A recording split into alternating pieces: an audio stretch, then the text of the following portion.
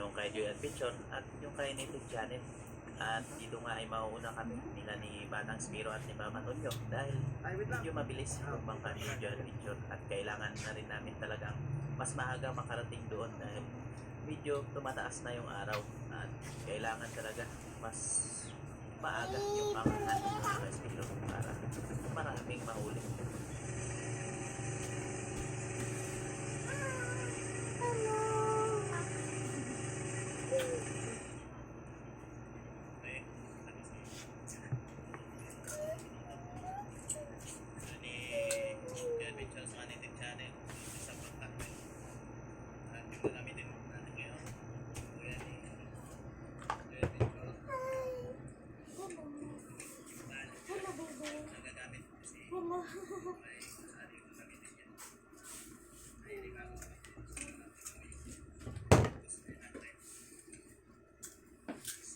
Hello, baby.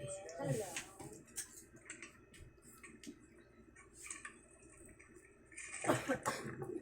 Huwag na.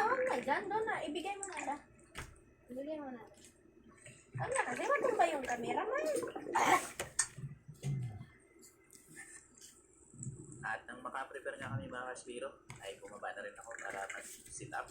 At sinubukan ko Nalunok mo. yung 16mm na rubber na ikinabit ni Mama eh. Joy Adventure dito sa kanyang pana.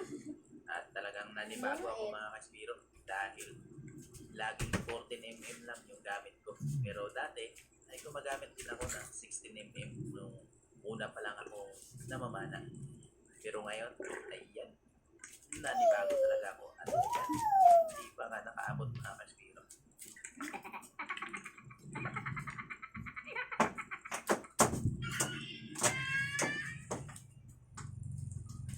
Medyo nakakapanibago lang mga Kaspiro gumamit ng 16mm dahil medyo matigas talaga siya ikasa at napakalakas ng recoil. Kaya dito ay naninibago talaga ako.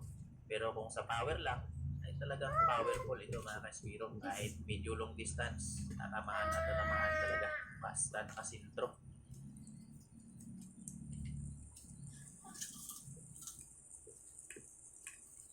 Sa unang pagkakataon na pag-ambos dito mga Kaspiro, ay nag-fish call ako para ma-attract yung mga isdang umaaligid dito sa paikot. Pero ito ang unang lumapit mga Kaspiro. Isang pating. Hindi lang yan isa mga Kaspiro. Meron pang paparating yan. Ganun sila ka bilis kapag may narinig silang makalampag or ingay sa ilalim.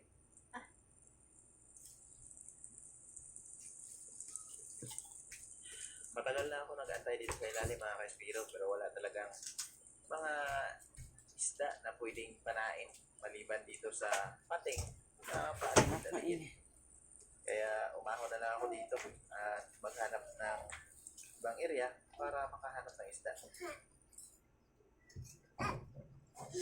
At sa wakas mga Kaspiro, sa haba na aking nilangoy, ito, nadaanan ko yung isang good size na tangigin.